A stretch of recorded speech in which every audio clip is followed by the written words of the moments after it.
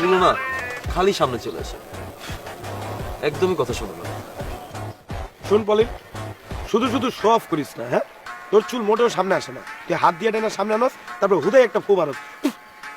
No way Jojo, you are wrong. আমি কেন এটার সামনে আনবো? ও দুষ্ট হয়ে গেছে আগে থেকে অনেক, একদমই কথা শোনে না। দেখ না খালি সামনে চলে আসে কিরকম।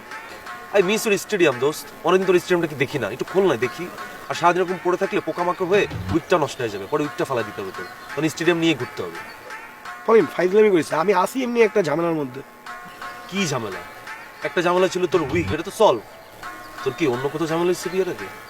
আমি আসি ফ্যামিলি রিলেটেড একটা ঝামেলায়, আর তুই শুধু শুধু ফাইজলামি করতেছিস। জোজো খোল না, আই মিস ইউর স্টেডিয়াম দোস্ত, প্লিজ। দেখি, দেখ দেখ দেখ দেখ দেখ। ওয়াও, দ্যাটস রিয়েলি গ্রেট দোস্ত। তোর উইক পড়তে কে বলছে? তুই এমন থাক না। আমি যদি তোর বউ হইতাম না, কি করতাম জানিস? বাসা করে ঢুকে বলেন